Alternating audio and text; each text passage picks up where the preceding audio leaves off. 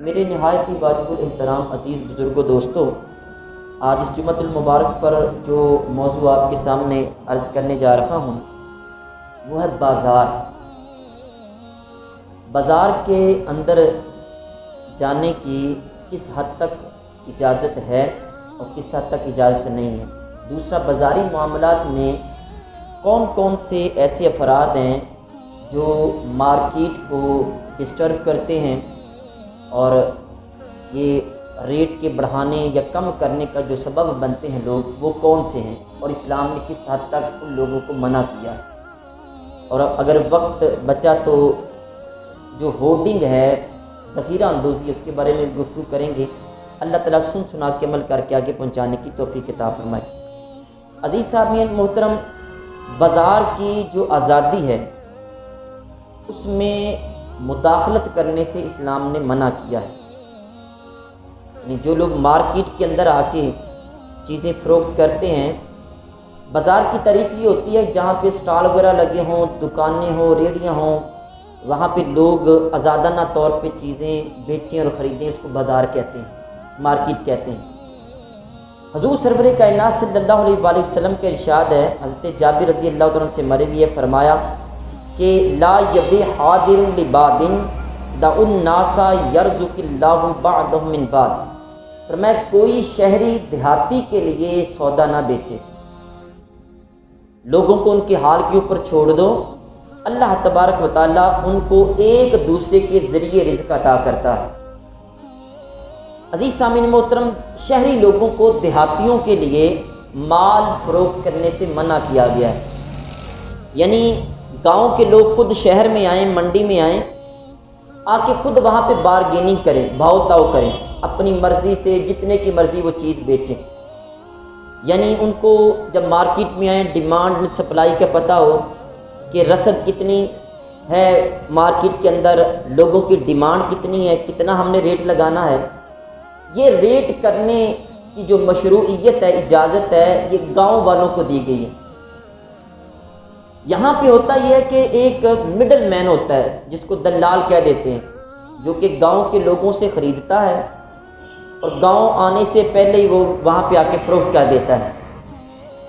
تو ایسا جو مڈل مین ہے، درمیان کا جو بندہ ہے، جو بیچنے والے اور خریدنے والے کے درمیان سودا کرواتا ہے، یہ بندہ بعض دفعہ تو جو بیچنے والا ہے اس کو نقصان پہنچا دیتا ہے اپنے فائدے کے لیے، اور بعض دفعہ جو خریدنے والا ہے اس کو نقصان پہنچاتا ہے اپنے فائدے کے لیے۔ اس لیے حضور صلی اللہ علیہ وسلم فرماتے دیہاتی لوگ خود منڈی میں آئیں اور آ کے اپنا سامان فروخت کریں۔ اب اس کی دو صورتیں بنتی ہیں۔ ایک یہ ہے، اس کو عربی میں کہتے ہیں تلقی الجلب۔ تلقی الجلب کا جو ترجمہ انگلش میں ہے کہ purchase of imported commodities before it reaches market. یعنی ہوتا یہ تھا کہ گاؤں سے کچھ لوگ اپنی سبزیاں یا دوسرے پھل وغیرہ لے کے منڈی میں آتے، تو باہر سے کوئی لوگ جاتے، اب بھی ایسا کرتے ہیں، وہاں جا کے ان سے خرید لیتے ہیں اور خرید کے اپنے آ کے گوداموں کے اندر وہ چیز سیو کر لیتے ہیں، اور پھر جب اس کی اشد ترین ضرورت ہوتی ہے پھر اپنی من مانی قیمت لگاتے ہیں۔ اس کو کہتے ہیں منوپلی، اجارہ داری، یعنی اپنی مرضی کی قیمت لگانا۔ 10 روپے کی چیز 200 روپے میں فروخت کر دی، وہ اپنی مرضی کے مطابق یہ معاملہ طے کرتے ہیں۔ اس کو کہتے ہیں تلقی الجلب۔ اس سے ہوتا یہ ہے، ایک تو بیچارہ وہ جو دیہاتی ہے، وہ مارکیٹ آنے سے پہلے ہی اس کے بھاؤ تاؤ کر لیا جاتا ہے، بارگیننگ کر لی جاتی ہے اس سے۔ اس بیچارے کو پتہ ہی نہیں کہ میری یہ جو چیز ہے یہ کتنے روپے کلو وہاں پہ جا کے بکے گی۔ ایک تو اس کو نقصان ہوتا ہے۔ دوسرا نقصان، ہم جیسے جو افراد مارکیٹ میں چیز خریدنے کے لیے جاتے ہیں، وہاں پہ یہ ہوتا ہے کہ ایک بندے نے ساری گاؤں والے جتنے بھی حضرات تاجر ہیں ان سے چیزیں وہ خرید لیتے ہیں اور خود پھر مارکیٹ کے اندر اپنی من مانی قیمت لگاتے ہیں۔ ہمیں مہنگے داموں چیز فروخت کی جاتی ہے، ادھر صارف کو بھی نقصان، ادھر جو بیچنے والا ہے جو دیہاتی ہے اس کو بھی نقصان ہے۔ ان دونوں کو نقصان پہنچایا جاتا ہے۔ حضور صلی اللہ علیہ وآلہ وسلم نے یہ جو مڈل مین ہے اس کو منع فرما دیا کہ اس طرح وہ چیز نہ خریدے، بلکہ مارکیٹ کے اندر آنے دیا جائے اس کو۔ جب مارکیٹ کے اندر یہ آئے گا خود اپنی مرضی، کیونکہ جو گاؤں سے لے کے آیا چیز اس نے گھر میں واپس بھی جانا ہے، وہ چیز کو ذخیرہ بھی نہیں کر سکتا، تو وہ جتنے کی چیز اس کو مناسب لگے گی وہ اتنا منافع لے کے چیز فروخت کر کے گھر کو جانے کی وہ کرے گا۔ تو اس طرح وہ جو قیمتیں بہت زیادہ بڑھ جاتی ہیں وہ نہیں بڑھیں گی، اور معاملات وہ بالکل وہ لیول کے اوپر رہیں گے اور قیمت زیادہ نہیں ہوگی۔ پھر یہاں پہ ایک اور طریقہ ہے، ایک اور طرح کی بے ہے جس کے جو میں نے حدیث شریف آپ کے سامنے عرض کی ہے۔ حضور علیہ الصلوۃ والسلام نے منع فرمایا کہ شہری دیہاتی کے لیے نہ بیچے۔ اس کی صورت یہ بنتی ہے کہ جو شہری تاجر ہے اس کے پاس شہر میں سامان تجارت موجود ہے اور شہریوں کو اس کی ضرورت بھی شدید ہے، بہت زیادہ ضرورت ہے، وہ گاؤں والوں سے مال خریدے، باہر سے منڈی میں آنے سے پہلے خرید لے، بجائے شہر میں بیچنے کے وہ گاؤں میں چلا جائے اور گاؤں میں جا کے لوگوں کو اپنی من مانی قیمت سے وہ فروخت کرے۔ تو اس سے حضور صلی اللہ علیہ وآلہ وسلم نے منع فرمایا، اس کو ناپسندیدہ قرار دیا، کیونکہ اس طرح قیمت کا کوئی تعین ہی نہیں ہوتا۔ جب وہ گاؤں کے لوگوں کی چیز کو شہر میں آ کے بیچے گا، شہر میں اور بھی بیچنے والے موجود ہوں گے، وہاں پہ سارے لوگ جو میرے جیسا بندہ خریدنے کے لیے جائے گا، ایک سے بھی پوچھے گا، دوسرے سے بھی پوچھے گا، جہاں سے اس کو سستی ملے گی وہ لے لے گا، تو جو قیمت بہت زیادہ لگائے گا، تو اس طرح جب مارکیٹ کے اندر کوئی اور بھی بندے موجود ہوں گے بیچنے کے لیے تو وہ اپنی قیمت کو کم کر دے گا۔ اس طرح منڈی کے تمام معاملات جو ہیں وہ اس کو کنٹرول میں رہتے ہیں۔ آپ دیکھیں ہم نے کبھی اس طرح سیکھا ہی نہیں، ہمیں پتہ ہی نہیں کہ اسلام منڈی کے بارے میں کیا کہتا ہے، مارکیٹ کے بارے میں، بزنس کے بارے میں کیا کہتا ہے۔ ہم نے تو صرف یہی دیکھا ہے یہ مہینہ اس نام کا، یہ مہینہ اس نام کا، پورے مہینے کے 4 ٹاپک بیان کر دیے، بس کام ختم ہو گئے۔ دیکھیں منڈی کے معاملات کو آج مہنگائی کیوں عروج پہ جا رہی ہے، ہم لوگوں نے اسلام چھوڑ دیا ہے۔ ہم نے کبھی دیکھا ہی نہیں ہے کہ معاملات کو حضور علیہ الصلوۃ والسلام کس طرح چلاتے تھے اور ہم نے کس طرح چلانا ہے۔ میرے کریم آقا صلی اللہ علیہ وآلہ وسلم نے اس طرح کرنے سے منع فرمایا ہے۔ یہ جو شہری تاجر ہوتے ہیں یہ باہر سے منڈی سے باہر جا کے اگر چیز خرید لیں تو پھر اپنے گودام بھرتے رہتے ہیں، جب عروج پر لوگوں کی ضرورت پہنچ جاتی ہے پھر وہاں اپنی من مانی قیمت لگاتے ہیں۔ اور یاد رکھیں قیمت کو اگر متعین نہ کیا جائے مارکیٹ کے حوالے سے تو اس سے اسلام نے منع کیا ہے۔ پھر یہاں ایک میں آپ سے بات عرض کروں، ہمارا جو مذہب اسلام ہے وہ کسی چیز کی قیمت کو متعین نہیں کرتا ہے۔ اب دیکھیں کہ یہ میرے پاس اگر ایک پینسل ہے، اس کی قیمت اسلام نے نہیں مقرر کی ہے کہ یہ 5 روپے کی، 10 روپے کی، 20 روپے کی بیچنی ہے، اس کو مقرر نہیں کیا۔ اس کے اوپر میں پروفٹ لے سکتا ہوں، یہ 2 روپے کی ہو میں 5 روپے کی بیچ سکتا ہوں، 7 کی، 10 کی، 20 کی بھی بیچ سکتا ہوں، کوئی پرسنٹیج اسلام نے مقرر نہیں کی ہے۔ لیکن یہ قیمت مقرر کون کرتا ہے؟ حضور علیہ السلام کی بارگاہ میں جب صحابہ نے عرض کیا حضور مارکیٹ کے ریٹ بہت اوپر چلے گئے ہیں تو آپ کو یہ پرسنٹیج مقرر کر دیں، حضور علیہ السلام نے فرمایا نہیں، قیمت مقرر کرنا کس کو اختیار ہے؟ فرمایا ان اللہ هو المسعر القابض الباسط الرازق، فرمایا بے شک اللہ تبارک و تعالیٰ چیزوں کی قیمتیں متعین کرتا ہے۔ چیزوں کی قیمتیں کون متعین کرتا ہے؟ اللہ تعالیٰ کرتا ہے، القابض۔ اور اسی طرح حضور صلی اللہ علیہ وآلہ وسلم نے فرمایا کہ چیزوں کی رسد میں کمی کرنے والا بھی اللہ تبارک و تعالیٰ ہے، الباسط، اور رزق میں اضافہ کرنے والا بھی اللہ تبارک و تعالیٰ، اور رزق دینے والا بھی اللہ تعالیٰ ہے۔ یہ سارے معاملات اللہ تعالیٰ کی طرف سے۔ اب جب اللہ ہی چیز کو قیمت کو مقرر کرنے والا ہے تو پھر اس کا مطلب کیا ہوا؟ دیکھیں جس بندے کے دل میں خوف خدا ہوگا وہ ناجائز منافع نہیں لے گا۔ یہ نہیں 5 روپے کی چیز 500 روپے میں فروخت کرے گا، یا عام حالات میں یہ پینسل 10 روپے کی فروخت ہو رہی ہے لیکن اس کی شدید قلت ہو جائے، میں اس کے 500 روپے لینا شروع کر دوں گا، لوگوں نے تو خرید لینا ہے۔ لیکن یاد رکھیں اس کی قیمت کو کون مقرر کرتا ہے؟ اللہ تعالیٰ کرتا ہے۔ دل میں اگر خوف خدا ہوگا تو پھر وہ قیمت زیادہ مقرر نہیں کرے گا، جائز مناسب وہ منافع لے گا، اس سے زیادہ نہیں لے گا۔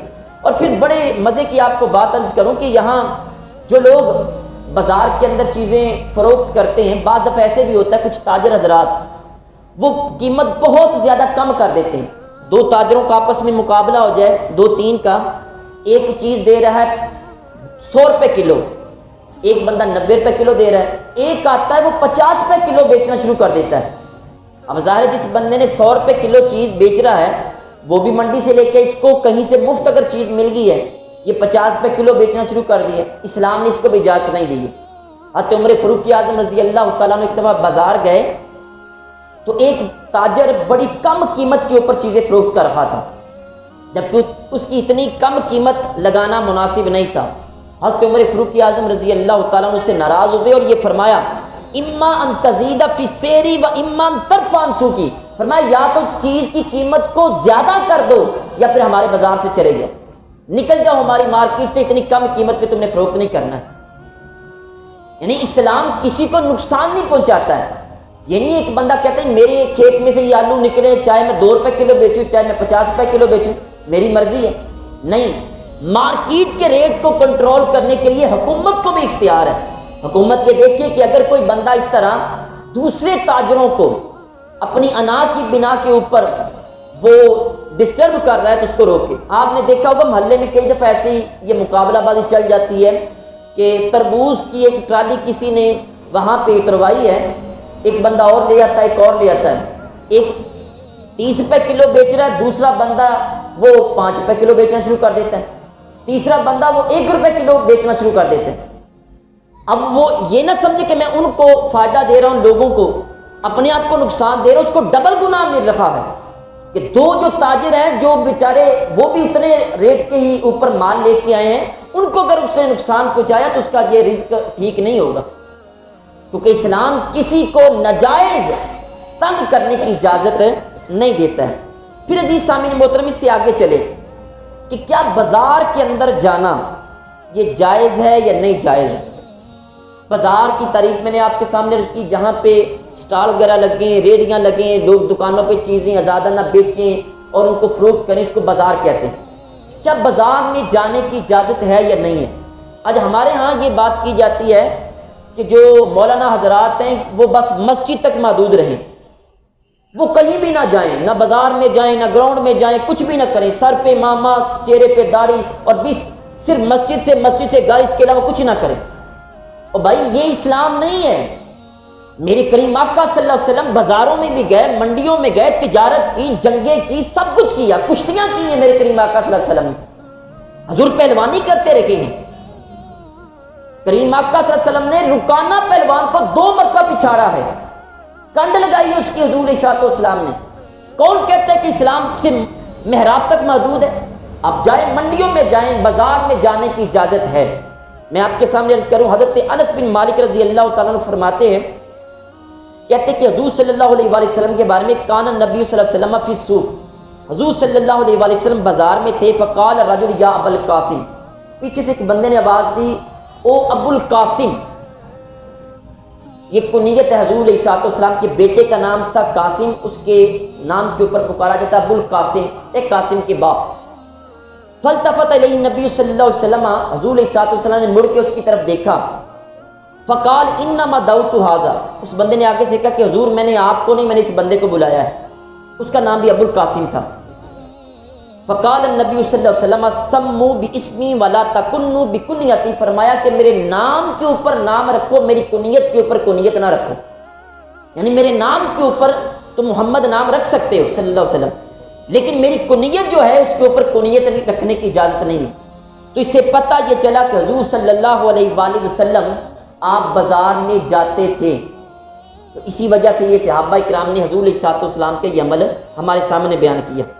پھر حضور صلی اللہ علیہ وسلم کے دور سے پہلے باقاعدہ بازار لگا کرتے، 3 بازار تھے مشہور، اقاص تھا، ذوالمحجنہ تھا، ذوالمجاز تھا، یہ 3 مشہور بازار تھے، اور ان بازاروں کے اندر خرید و فروخت بھی ہوتی اسلام سے پہلے۔ جب حضور علیہ السلام نے اعلان نبوت فرمایا تو اس وقت بھی یہ بازار لگا کرتے تھے، لیکن ان بازاروں کے اندر کچھ ایسے کام بھی ہوتے تھے جن کو اسلام بالکل اجازت نہیں دیتا تھا، بے حیائی برائی کے اڈے بھی لگتے تھے۔ تو جب حضرت عبداللہ بن عباس کہتے ہیں کہ جب صحابہ کرام نے اسلام قبول کر لیا تو اس وقت کچھ صحابہ کرام نے بازار جانے کو ناپسند کیا، کیونکہ ان بازاروں میں ایسے کام بھی ہوتے تھے جو اللہ اس کے رسول صلی اللہ علیہ وسلم کو ناپسند تھے۔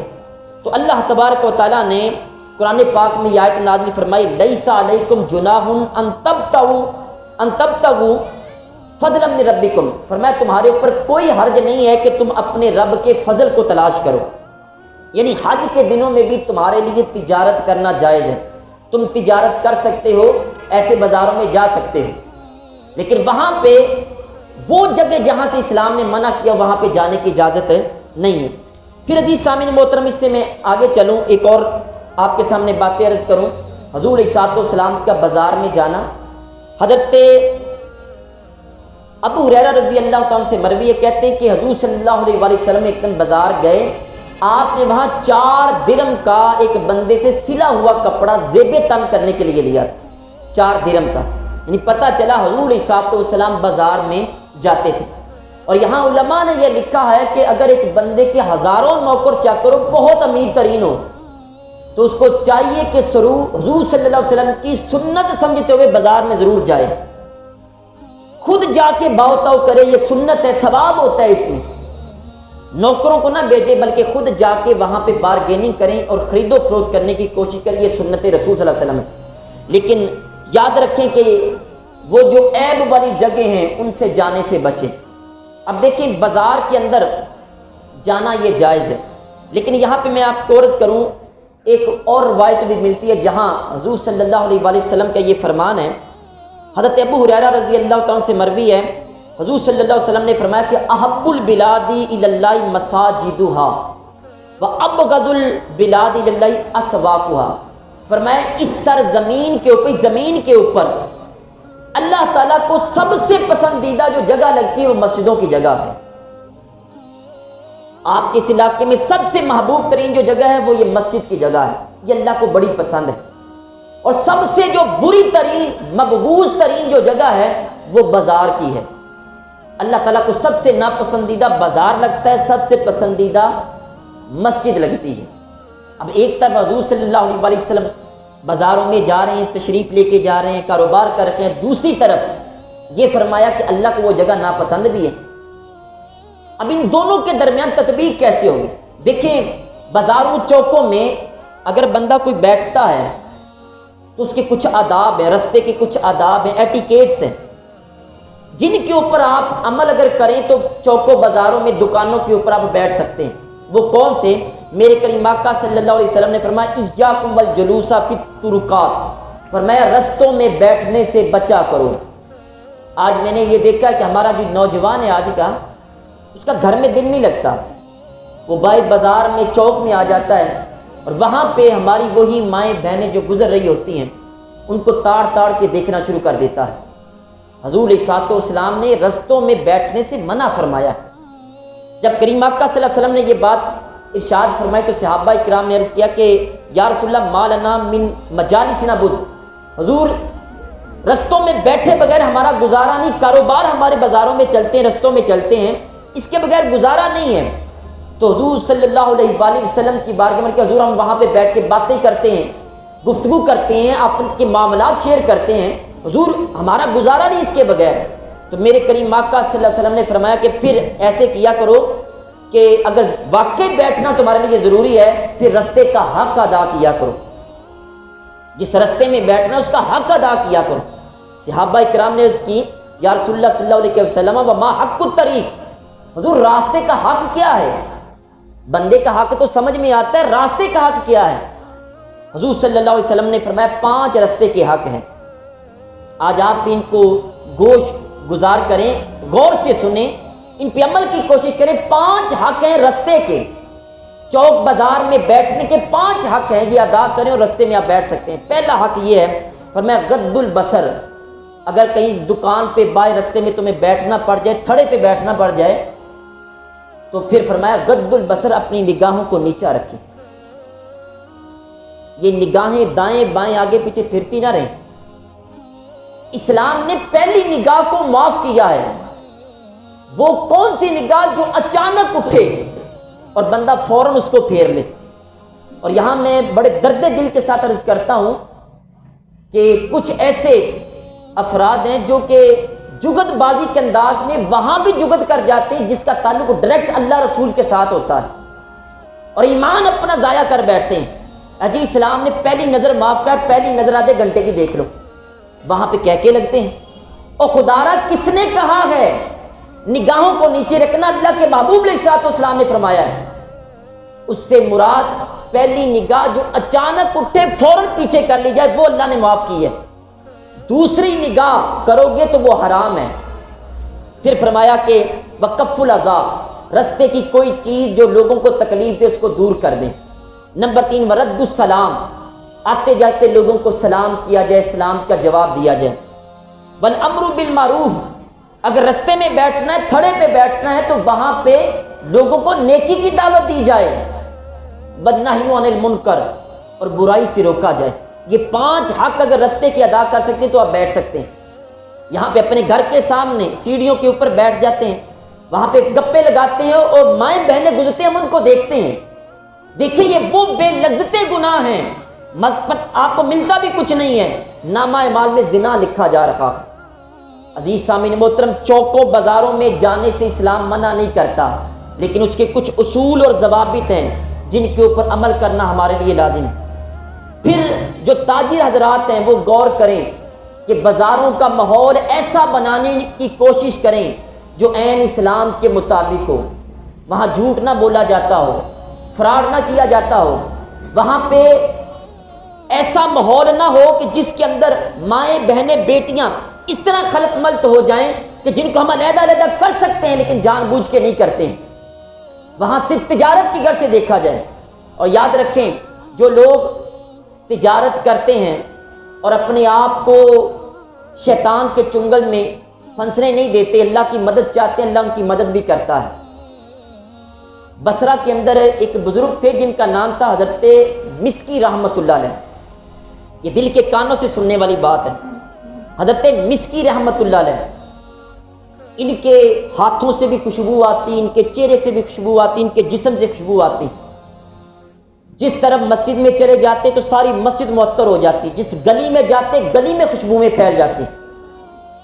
مسک کہتے ہیں کستوری کو، مشک کو، یہ خوشبو ہوتی ہے، یہ ہرن کے نافے سے نکلتی ہے، ایک دفعہ کپڑوں پہ لگائی جائے تو کئی بار دھونے کے باوجود اس میں سے خوشبو جاتی نہیں، ہرن کو اس لیے شکار کیا جاتا ہے۔ تو مسکی کہتے ہیں جو ہر وقت خوشبو کے اندر معطر رکھے، تر رکھے، اس بندے کو مسکی کہتے ہیں۔ تو حضرت مسکی رحمۃ اللہ علیہ ایک مرتبہ مسجد میں جمعہ کی نماز ادا کرنے کے لیے تشریف لائے تو ساری مسجد خوشبو سے مہک اٹھی۔ تو کسی نے پوچھا حضرت آپ اتنی مہنگی مہنگی خوشبوئیں لگاتے ہیں، عطر لگاتے ہیں، تو اتنا پیسہ کیوں آپ ضائع کرتے ہیں؟ تو انہوں نے کہا میں نے تو کبھی کوئی خوشبو لگائی نہیں۔ جی حضرت کیسی بات کرتے ہیں، پوری مسجد خوشبو سے مہک اٹھی، آپ کہتے ہیں ہم نے کبھی خوشبو استعمال نہیں کی ہے۔ حضرت مسکی رحمۃ اللہ علیہ فرماتے ہیں میں نے کبھی خدا را کوئی خوشبو نہیں لگائی ہے۔ پھر انہوں نے کہا حضرت بتائیں پھر آپ کے جسم سے خوشبو کہاں سے آ رہی ہے؟ حضرت مسکی رحمۃ اللہ علیہ نے فرمایا کہ سنو، میں ایک اچھا کھانے پینے والے گھرانے کے ساتھ میرا تعلق تھا اور میں بڑا ہی خوبصورت نوجوان تھا، میرے انداز بڑے نرالے تھے اور میں بڑا شرمیلا تھا۔ میرے ابا جان کو رشتہ داروں نے، دوستوں نے مشورہ دیا کہ آپ ایسے کریں اس کو بازار میں کسی دکان پہ بھیج دیں تاکہ اس کا جو شرمیلا پن ہے یہ ختم ہو جائے۔ حضرت مسکی رحمۃ اللہ علیہ کہتے ہیں میرے ابا جان نے مجھے کپڑے کی دکان پہ لگا دیا، کپڑے کا جو کاروبار کو بزاز کہتے ہیں، بزاز کی دکان پہ لگوا دیا۔ کہتے میں وہاں جاتا، لوگوں کو کپڑا وغیرہ وہاں پہ دیتا۔ کہتے کہ ایک دن ایک بڑھیا ہماری دکان کے اوپر آئی تو اس نے کچھ کپڑے دیکھے، کپڑے نکلواتی گئی، دیکھتی گئی، کافی سارے کپڑے جب اس نے نکلوا لیے تو اس نے میرے مالک سے یہ کہا کہ آپ ایسے کریں اس نوجوان کو میرے ساتھ بھیج دیں، جتنے کپڑے مجھے پسند آئیں گے وہ میں رکھ لوں گی، ان کی قیمت دے کے باقی کپڑے دے کے اس کو واپس بھیج دوں گی۔ مالک نے کہا چلو ٹھیک ہے میرا کپڑا فروخت ہو رہا ہے۔ اس نے گٹھڑی باندھ دی، میں نے سر پہ اٹھائی اور گڑیا کے ساتھ چل دیا۔ حضرت مسکی رحمۃ اللہ علیہ کہتے ہیں کہ میں جب گڑیا کے گھر میں آیا تو اس کی جو گھر نہیں تھا وہ محل تھا بہت بڑا۔ کہتے میں نے دیکھا کہ بہت بڑا محل ہے، مجھے کمرے میں لے گئیں، وہاں پہ قالین بچھے ہوئے ہیں اور چاروں طرف خوبصورت ترین پردے لٹک رہے ہیں۔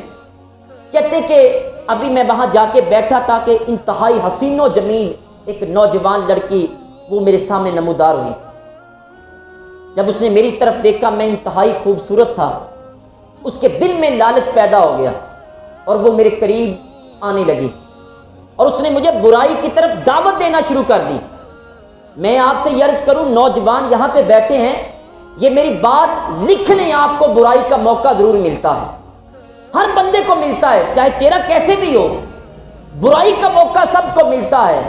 پھر اگر اللہ تعالیٰ کا فضل اور رحمت نہ ہو تو انسان بھٹک جاتا ہے۔ ذہن بنا کے رکھے کہ میرے سامنے بھی برائی آ جائے، میں نہیں کبھی کروں گا، میں کبھی منہ کالا نہیں کروں گا، اللہ ضرور مدد فرماتا ہے۔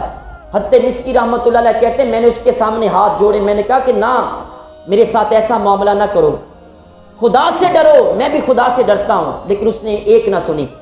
کہتے وہ لڑکی میرے جب قریب آنے لگی تو میں نے کہا کہ 1 منٹ ٹھہر جاؤ، مجھے تھوڑی سی حاجت ہے، میں نے واش روم جانا ہے، حاجت کے لیے جانا ہے تو مجھے جانے دو۔ اس نے اپنی نوکرانی کو آواز دی، ایک نہیں کئی نوکرانیاں اس کی خدمت کے لیے آ گئی۔ ایک نوکرانی نے مجھے لے گئی، میں واش روم میں گیا، جا کے وہاں پہ میں نے واش روم کیا، میرے ذہن میں یہی تھا بچنا کیا، ایک ہی صرف حل تھا۔ کہتے وہاں سے میں نے اپنی گندگی جو پخانہ کیا تو اس کو پکڑا، اپنے چہرے پہ مل لیا، اپنے ہاتھوں کے اوپر مل لیا، اپنے کپڑوں کے اوپر مل لیا۔ ملنے کے بعد جیسے میں واش روم سے باہر آیا اس نے چلانا شروع کر دیا، یہ تو پاگل ہے۔ ساری نوکرانیاں اکٹھی ہو گئی اور انہوں نے چلانا شروع کر دیا، یہ تو پاگل ہے۔ کہتے مجھے قلین میں لپیٹا، فولڈ کیا اور کر کے مجھے باہر جو باغ تھا محل کے ساتھ متصل وہاں پہ پھینک دیا۔ کہتے جب میں نے غور کر لیا کہ ساری وہ نوکرانیاں چلی گئی ہیں، کہتے میں نے قلین اپنے اوپر سے اتارا، وہاں ساتھ ایک تالاب تھا، اس کے اندر اپنے چہرے کو دھویا، اپنے ہاتھوں کو دھویا اور سیدھا گھر چلا گیا۔ حضرت مسکی کہتے جب میں رات گھر میں گیا، میں سویا، میری قسمت کا ستارہ چمک اٹھا۔ خواب میں کوئی آنے والا آ کے کہہ رہا تھا ارے ہمیں پہچانتے ہو، ہم کون ہیں؟ حضرت مسکی کہتے میں نے کہا نہیں، میں آپ کو نہیں جانتا۔ اس نے کہا کہ میں اللہ کا بھیجا ہوا فرشتہ حضرت جبرائیل علیہ السلام ہوں۔ پھر جبرائیل علیہ السلام نے میرے چہرے پہ ہاتھ پھیرا، میرے ہاتھوں پہ ہاتھ پھیرا، جسم پہ ہاتھ پھیرا۔ کہتے جسم پہ ہاتھ پھیرنے کی دیر تھی، میرے سارے جسم سے خوشبوئیں آنا شروع ہو گئی۔ کہتے اس دن سے لے کر آج تک میں نے کوئی خوشبو استعمال نہیں کی، میرے جسم سے اللہ نے خوشبوئیں پیدا کر دی۔ عزیز سامعین محترم، بچنے کی کوشش کریں، بازاروں میں جائیں، چوکوں میں جائیں، گراؤنڈوں میں جائیں، لیکن یاد رکھیں اپنے رب کا خوف دل میں ضرور رکھیں، بچنے کی کوشش کریں برائی سے۔ میں پورے وثوق سے کہتا ہوں، آپ کے جسم سے اگر خوشبو نہ بھی آئے تو آپ کی باتوں سے خوشبو ضرور آئے گی، آپ کے کردار سے خوشبو ضرور آئے گی۔ کبھی بد کی تو دیکھیں، برائی آپ کے سامنے ہو۔ آج اتنا پرفتن دور ہے، موبائل کھولیں تو ٹک ٹاک کے ساتھ برائی بھری پڑی ہے، واٹس ایپ کے اوپر، فیس بک کے اوپر نوجوان ہر طرف جال بچھے ہوئے ہیں۔ آئیں، آپ کو صرف خوف خدا بچا سکتا ہے یا محبت رسول بچا سکتی ہے۔ سرکار کی محبت دلوں میں پیدا کریں، اللہ کا خوف پیدا کریں۔ آج ہمارے ایک طرف معاملات ایسے ہیں، ٹک ٹاک وغیرہ سوشل میڈیا نے تباہی مچا دی ہے، دوسری طرف ہمارے معاملات اس قدر خراب ہو چکے، کوئی بھی تاجر اسلام کو مد نظر نہیں رکھ رہا۔ آج ہم یہی کہتے ہیں پیسہ کمانا ہے، کیسے بھی کمانا، ہر بندہ دوسرے کو بے ایمان کہہ رکھا ہے۔ جب اس کی اپنے معاملات کی باری آتی ہے تو اس وقت وہ یہی کہتا ہے کہ نہ آؤ دیکھو نہ تاؤ دیکھو، جو معاملہ کرنا ہے کرو، ہم نے سے منافع کمانا ہے۔ ہر بندہ دوسرے کی جڑیں کاٹنے کے لیے تیار ہے، ہر کاریگر دوسرے کاریگر کو برا کہہ رکھا ہے۔ یاد رکھیں کسی کو برا نہ کہیں، اپنے آپ کو درست کر لیں۔ جب آپ اپنے آپ کو درست کر لیں گے تو معاشرے میں سے ایک بندے جو خراب ہے اس کو آپ ختم کر لیں گے۔ اللہ تبارک تعالیٰ کی بارگاہ میں دعا ہے اللہ تعالیٰ اسلام کے مطابق زندگی گزارنے کی توفیق عطا فرمائے۔ وما علیہ الا البلاغ۔